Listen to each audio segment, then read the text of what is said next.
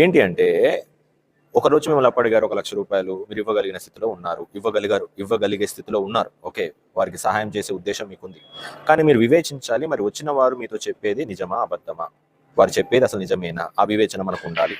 కొంత టైం తీసుకోవాలి, ప్రార్థించాలి, వారిని కొన్ని అడిగి పరిస్థితులు తెలుసుకోవాలి, వాస్తవిక స్థితుల్ని తెలుసుకునే ప్రయత్నం చేయాలి. రైట్, వారు చెప్పేది నిజమే, మరి నాకు సహాయం చేయాలని ప్రేరేపణ వస్తుంది, నేను చేయగలిగిన స్థితిలో దేవుడు నన్ను ఉంచాడు అని మీకు ప్రేరేపణ వస్తే మీరు ఇవ్వండి. ఎలా ఇవ్వాలి? ఏమి ఆశించకుండా ఇవ్వాలి. వడ్డీకి ఇవ్వటమో, ఇంకేదో ఆశించి ఇవ్వటమో, ఇంకేదో ప్రతిఫలం ఆశించి ఇవ్వటమో చేయొద్దు. ఓకే, దేవుడు మిమ్మల్ని ప్రేరేపిస్తే, మీరు చేయగలిగిన స్థితిలో ఉంటే, వారి అవసరత వాస్తవమైందని మీకు తెలిస్తే మీరు సహాయం చేయండి. ఏమి ఆశించకుండా చేయండి.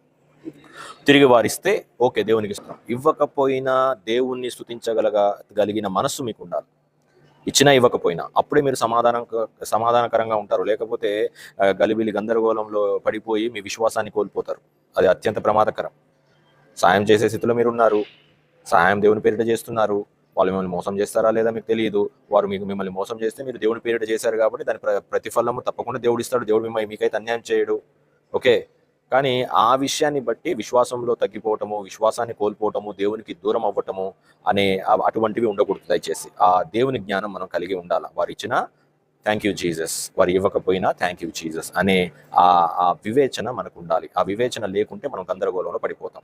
కాబట్టి మోసం చేసే వాళ్ళు ఉంటారు ప్రతి స్థలంలో, ప్రతి విషయంలో, ప్రతి సందర్భంలో. సొంత వాళ్ళు, బయట వాళ్ళు, స్నేహితులు ఏదో ఒక రకంగా మోసం చేసే వారిలో ఉంటారు.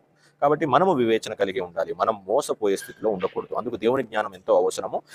ఈ దేవుని వాక్యపు వెలుగులో మనం నడవాలా. మరి ఈ విషయాలు ఇంకా ఎవరికైనా ఉపయోగపడతాయని మీరు అనుకుంటే వారికి షేర్ చేయండి. God bless.